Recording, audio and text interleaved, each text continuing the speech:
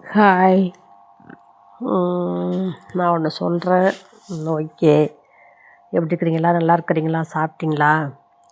Okay. ஒரு ஒரு வீட்டுக்கு ஒரு தெருவில் போகிற நாய்ங்களுக்கு ஒரு வீட்டுக்கு ஒரு ஒரு நாய்க்கு ஒரு சாப்பாடு கொடுத்தீங்க அப்புடின்னா உண்மையாலுமே நம்ம நல்லாயிருப்போம். இதுக்கு நாய் கடிக்குதுன்னு பயப்படாதீங்க. ஒரு ஒரு நாள் நீங்கள் கொடுத்து பாருங்கள், அந்த நாய் கடைசி வரைக்கும் நன்றியாக இருக்கும். ஆனால் அதை உங்கள் பிள்ளைங்களுக்கு சொல்லி கொடுக்கணும். நாய் போகிறப்ப இப்படி தூக்கி போடக்கூடாது, கல்லை தூக்கி போடக்கூடாது, குச்சி எடுத்து அடிக்கக்கூடாது. ஆனால் ஒரு சில வெறி நாய்ங்க இருக்குது. அது ரொம்ப கேர்ஃபுல்லாக இருக்கணும். அதிலலாம் ஒரு சில வெறி நாய்ங்க இருக்குது. அந்த வெறி நாயை பிடிக்கிறதுக்கு நம்ம சட்டப்படி நடவடிக்கை எடுக்கணும். மற்றபடி எல்லாத்தையுமே பிடிச்சி போடணுங்கிறது இது கிடையாது. அடுத்து என்னன்னா, இப்போ நேற்று ஒரு இடத்துல டியூஷன் படிச்சுக்கிட்டு இருக்காங்க பிள்ளைங்க. அப்போ தான் ஒருத்தராக வந்துக்கிட்டு இருக்காங்க டியூஷனுக்கு.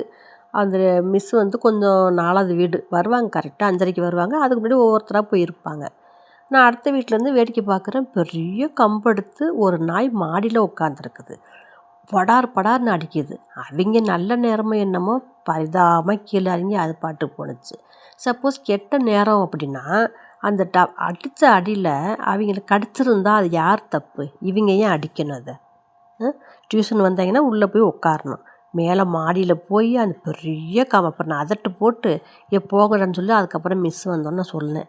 இப்படி பண்ணாங்க பசங்க. அப்புறம் டியூஷன் படிக்க வர பசங்க நாய் கடிச்சிருச்சுன்னு ஒரு கம்ப்ளைண்ட். ஏன் கம்ப்ளைண்ட் பண்ணணும்? ஏன் அடிக்கணும்? அது பாவம் பரிதாமல் போகுது. ஒரு சில நாய் கடிச்சிருந்தானே, அது கடிச்சுன்னு கம்ப்ளைண்ட். அப்புறம் கொஞ்சம் கேர்ஃபுல்லாக இருங்க, எல்லாம் சொல்லி வைங்க. கொஞ்சம் நாய்ங்கள்ட்டையும் பத்திரமா இருக்கணும். தொந்தரவு பண்ணக்கூடாது. சரியா? சாப்பாடு கொடுங்க.